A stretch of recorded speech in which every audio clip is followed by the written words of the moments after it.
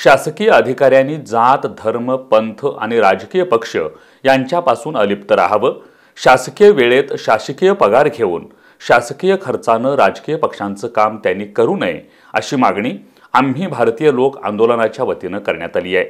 आपला संकल्प विकसित भारत या केंद्र शासनाच्या उपक्रमात शासकीय अधिकाऱ्यांचा वापर सुरू असल्याबद्दलचा एक व्हिडिओ जोरदार व्हायरल होत आहे।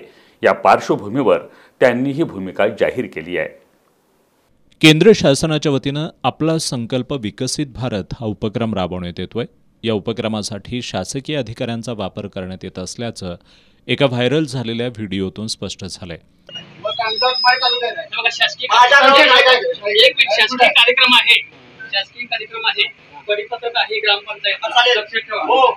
शासन काय आमच्या पुढे नाही आहे, लोकांसाठी शासन आहे, भाजपसाठी शासन नाही आहे, लोकांसाठी आहे म्हणूनच ते आले।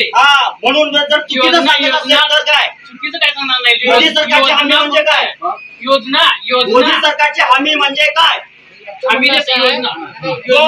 भारत सरकारची हमी म्हणत नाही।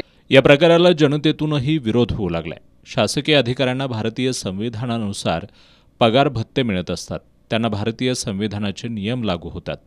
त्यामुळे शासकीय अधिकाऱ्यांनी जात, धर्म, पंथ आणि राजकीय पक्ष यांच्यापासून अलिप्त राहावं, शासकीय वेळेत शासकीय पगार घेऊन शासकीय खर्चानं राजकीय पक्षांचं काम त्यांनी करू नये अशी मागणी आम्ही भारतीय लोक आंदोलनाच्या वतीनं करण्यात आली आहे। मोदी सरकारला महागाई थांबवता आलेली नाही, बेरोजगारांना नोकऱ्या देता आलेल्या नाहीत, पेट्रोल, डिझेल आणि गॅसचे दर मोठ्या प्रमाणात वाढलेत। त्यामुळे या खोट्या प्रचारात शासकीय अधिकाऱ्यांनी सहभागी होऊ नये अशी मागणी ही आंदोलनाच्या वतीनं करण्यात आली आहे। विकसित भारत संकल्प यात्रा या नावाची यात्रा भारतभर सध्या फिरत आहे। या यात्रेच्या द्वारे मोदींना प्रमोट केले जात आहे आणि या यात्रेमध्ये प्रमोट करणारे जे कर्मचारी आहेत ते भारत सरकारचे कर्मचारी आहेत आणि आपल्याला असे दिसून येत आहे, असा अनुभव येत आहे या यात्रेचा की गावागावातील, शहरातील इतर अनेक ठिकाणी या यात्रेला विरोध करून लोक साधारणपणे या यात्रेमध्ये भारत सरकारला प्रमोट करा, मोदींना प्रमोट करू नका अशा प्रकारचा वाद घालताना आपल्याला दिसत आहेत।